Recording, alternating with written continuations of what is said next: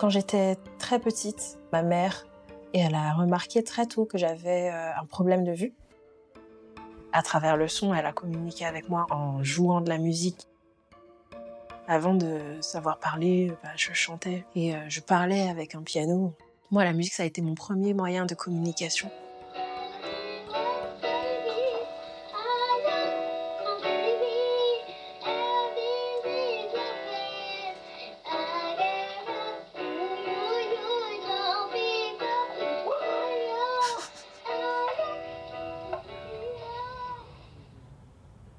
Son handicap?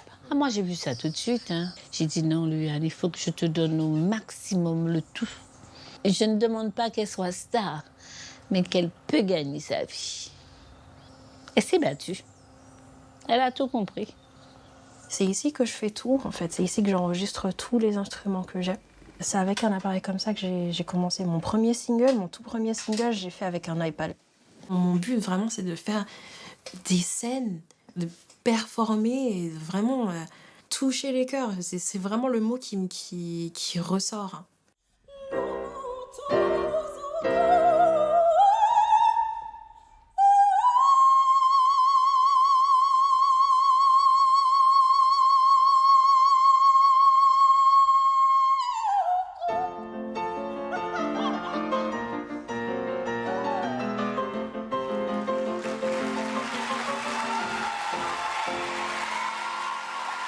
Il y a ce concours qui passe en France, les Voix des Outre-mer, ça pourrait être intéressant.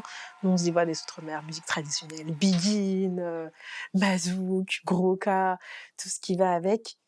J'arrive, je vois que tout le monde chante du lyrique, j'ai dit maman, où est-ce que tu m'as amenée?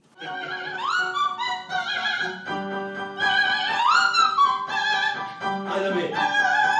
L'école des coloratours. Les coloratours d'outre-mer. Ce sont les rossignols des outre-mer. Il y a eu les masterclass avec Fabrice. Et là, j'ai vraiment découvert une autre manière plus confortable et plus libre de chanter. Et surtout, j'ai chanté l'air que je voulais toujours chanter, en fait. Je veux vivre. Je veux vivre dans ce rêve qui m'enivre ce jour encore. Dans l'univers classique, on va me dire que je suis soprano coloratour, mais je ne me considère pas comme chanteuse lyrique. J'ai jamais entendu parler de ce concours. Je connaissais pas du tout Fabrice Di Falco. Donc on me dit c'est une star internationale, contre-ténor. J'ai dit ah bon, déjà contre-ténor c'est quoi? Je comprends pas. Et comme ils étaient pas contre un profil autodidacte, je me suis dit pourquoi pas. Mais c'est important de toucher aussi le jury. Donc essayer de garder l'émotion sans perdre les aigus. Parce que quand on est émotif, la voix remonte un peu. En fait, en quelques jours, mais ça c'était extraordinaire, ils arrivaient à vous placer, à vous faire découvrir une voix que vous ne connaissez pas.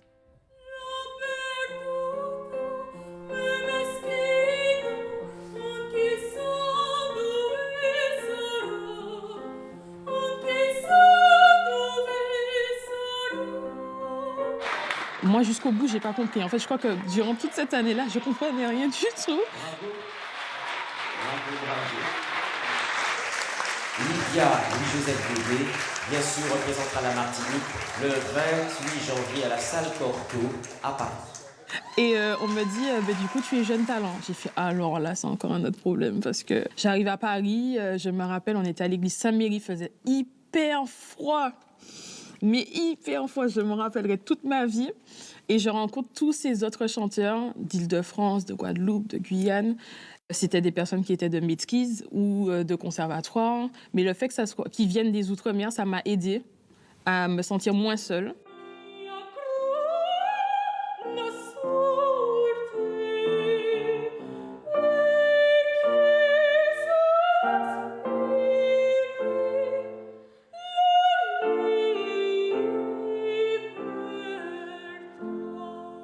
Le jury a décidé de donner le prix Jeune Talent à Lydia Louis-Joseph Dodé.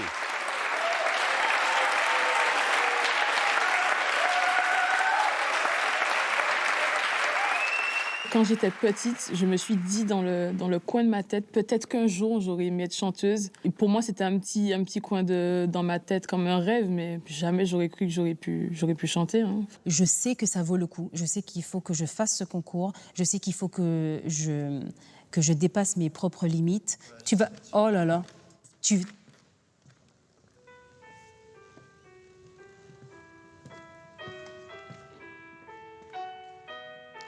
Attends. Ça fait 4 ans, ça, non?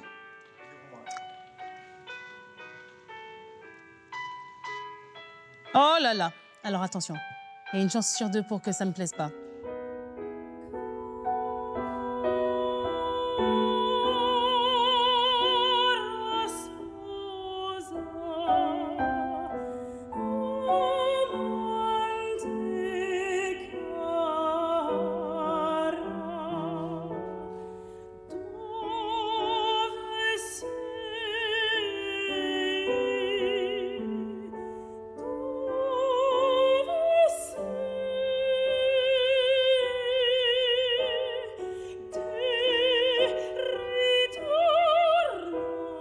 C'est génial parce que même si vocalement c'est pas parfait, il y a une telle sensibilité dans la jeune moi qui est en train de donner tout ce que je suis, puisque à ce moment-là, maintenant avec du recul, je me dis ah là c'est pas parfait, là la respiration est trop haute. Je suis très stressée puisque ça fait partie des premières télés que je fais.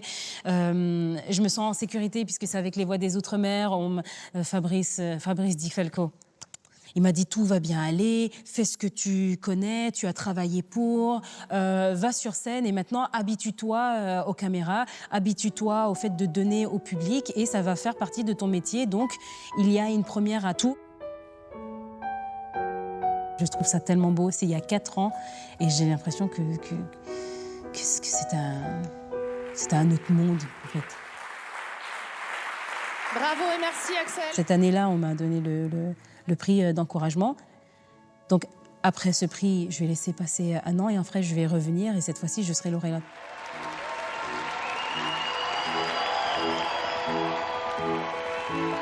Je sais qu'il y a bien plus que cette performance pour le futur. Ce sont des choses qu'on ne sait pas expliquer. Hein.